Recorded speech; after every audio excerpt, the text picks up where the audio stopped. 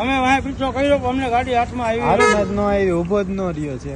અકસ્માત સર્જાયો તો કે અકસ્માત માજી હાઈલા આવતા હતા, સાઈડમાં હાઈલાવતા હતા, સાઈડમાં હતા, છોકરો હાઈલે હતો, સાઈડમાં હતા, મારો દીકરો બે, એમનો નાનો દીકરો છે, સાઈડમાં હતા અને ઉપાડ્યા હે. એથી આગળ મારી દુકાન હે, ત્યાં અમે જોયું, છોકરો દોડી નીકળ્યો, મેં કાંઈક નવીન ખરખર અવાજ આવતો હતો. અમે બેઠા હતા ને, અમે અડીકાઈને જોવા ગયા. તમે અમને આ ભાઈ આવીને રોવા માંડ્યા ને અમને કીધું કે મારા માજીને ઓલા ભાઈ ઉડાડતા ગયા ને ઢળતા ગયા, એટલે અમે ટુ વ્હીલ લઈને વાંહે ખેંચ્યા.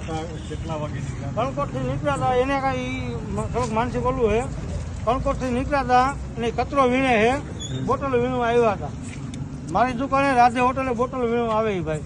બેઠો હતો ત્યાંથી કોઈ અર્ટિકા કે કોઈ ગાડીઓ ખબર નહીં, ફોર વ્હીલ હતી. ત્યાં માજી અને અમારે ભાઈ બે હાઈલા હતા, સાઈડમાં હતા. પછી ભાઈ રહ્યા ને માજીને લેતા ગયા. અમારા ભાઈ ઘણી બધી રાઈડ પણ ભાઈ કઈ ગાડી ઉભી રાખીને તો હું પાછળથી દોડતો હું પણ ઘણું દોડો. પછી અમારે એક મિત્ર હતા, એને પણ કીધું. પછી ઘટનાની શરૂઆત ક્યાંથી? ઘટનાની શરૂઆત ત્યાં અમારે રાધે હોટલ રહીને ચાની કેબિન ત્યાંથી થઈ.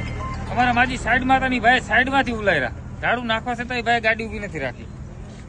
ત્યાર અકસ્માત ત્યાં સર્જાયો અને ડેડ બોડી 4 કિલોમીટર તમે જોઈ શકો છો. એ ભાઈ સાક્ષી, આ ભાઈ સાથે હું સાક્ષી, આ ભાઈ સાક્ષી. સાક્ષી બધા. શું આખી ઘટના તમે શું જોઈ? મેં ભડાકો જોયો ને કે કૂતરું પાડ્યું કે ગમે કઈ થયું એટલે પછી મેં આ ભાઈને વાત કરી. મેં કે ડોહીને ભેગા લેતા ગયા હું, એટલે મેં આ ભાઈને વાત કરી. પછી આ ભાઈને વાત કરી. અકસ્માત બાદ માજીને ઢસડીને અહીં સુધી પહોંચાડ્યા કે અંદર કારમાં લઈને અહીં સુધી? માજી જસડા લીટર અહીંયા પહોંચ્યા અમે. રોડ ઉપર છે, આખા રોડ ઉપર છે, રોડ ઉપર લીટા છે. છેલ્લા ઘણા દિવસોથી રાજકોટ શહેરમાં પૂરપાટ અકસ્માત સર્જ્યા છે. શું પોલીસે શું ખાસ કરવાની જરૂર? તમારે કેમ કરવું કઈ આની ખાસ ધ્યાન દોરવું જોઈએ સરકારશ્રીને. એ પોલીસ કે ગમે તે સરકારશ્રીને આની ખાસ ધ્યાન દોરવું જોઈએ કે રાતના ગમે તે માણસ અવર જવર થતું હોય તો વાહન ધીમે ચલાવવું, કે જ્યાં ત્યાં સ્પીડ બ્રેકર મૂકવા ના મૂકવા સરકારશ્રીને જોવાનું હોય.